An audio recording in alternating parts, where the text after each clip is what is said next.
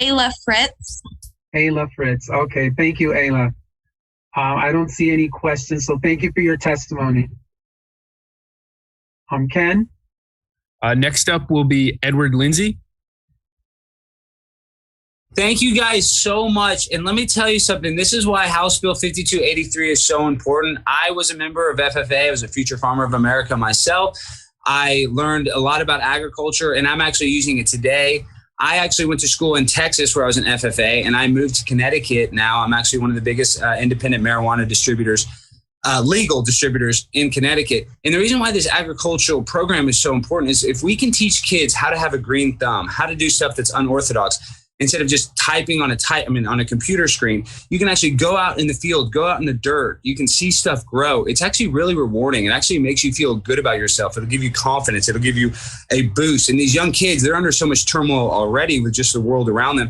To give them an escape like an FFA program, it's incredibly beneficial. You don't realize the maturation of a child is so important to support them. And like I said, with so many homes, with so many parents that are constantly working under so much stress from whatever contributing factors, they're not giving our children the attention they need. So these programs and this funding will go straight to programs that kids don't normally have access to. Like I said, I would not be who I am in the marijuana industry if I didn't learn how to grow, if I didn't know what it was like to be on the farm, if I didn't know the time, the materials, what it actually took to work a farm. And now I'm doing very financially well. And I want to say I give all the credit was from my schooling, from these programs. So you guys really need to actually ask yourselves, how do we make this place better?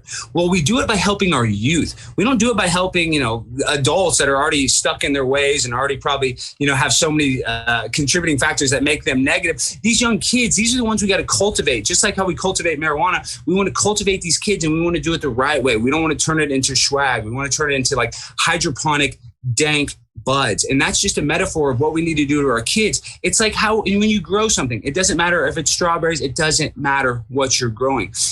When you treat it right, the end result is much better. So think of these kids like a plant. You need to water it. You have to give it supplies. You have to pass this bill so you give them more tools so their maturation will be more fulfilled. Like I said, a stupid thing, my freshman year in freaking high school, I would have never thought that it would have opened a door now where I have so much financial success. I almost don't even know what to do with it sometimes, other than try to help other people out. So that's why I'm speaking today, because this House Bill 5283 will open the doors. And like a lot of these great students have said, we have a bright future. If this is an indication of our future, it's bright. So you guys need to cultivate that like you cultivate a marijuana seed. You give it support. You give it the tools it needs to be the dankest, highest grade THC bud that's possible to smoke. And that's what I provide. Luckily in Connecticut, once we made marijuana legal for people over the age of 21, we've opened a huge door of financial gain for all of the people in Connecticut. That's what you don't realize. So we need to start our kids young.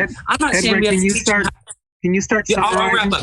What I'm saying is we don't need to teach kids how to grow marijuana in high school. I'm not saying that, but I'm saying a stupid little thing you think, oh, it's a little club. It's just a little thing for kids. It can actually be a career-changing support system. So guys, please pass House Bill 5283. Thank you very much. Thank you. And we do have a question. Representative Devlin. Thank you, Mr. Chair. And Edward, I do have a question for you, and it is less about growing marijuana than it is about the bill itself. I have a long agricultural background, graduated with a degree in agriculture from college, spent 20 years in animal health. So I know more about dealing with cattle and horses and pigs than I do about plants per se, besides the ones I have in my backyard, which aren't the same ones that you have. But this bill in concept, I think that most people, do agree with, and in supporting our VOAG schools in particular. But one of the elements of this bill, so right now Connecticut is flush with cash because of unprecedented amounts of federal money that have come into our state. Without that, our state would be in deficit.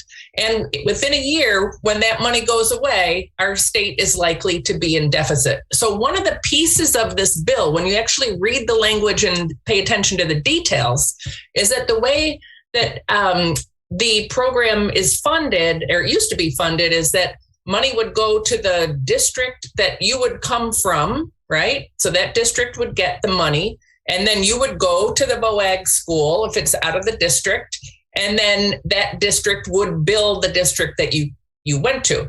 What this is also suggesting is that the state will continue to pay your district for you, right? Goes to that district. You're not going to be educated in that district. So the state will also pay money to educate you in the VOAG school. So that's just the only wrinkle that I particularly have. Do you have any thoughts on that? Well, no, it's going to make things a little confusing once you mix the federal government with the local government and you're changing counties. It'll all be local. It'll all be local money. Well, listen, I think we got to, I mean, you can't say money doesn't fix a problem, but we need to throw as much support for the programs as possible. I mean, that's my opinion. We need to support our children more than we need to support anybody else.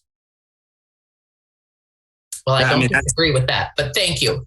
And thank you for your enthusiastic testimony to us today. It's been a long time. Thank you. You guys are doing it. These kids are the real winners. We have a bright future with a lot of the kids that spoke today. Absolutely. Thank you. Thank you. Thank you, Edward.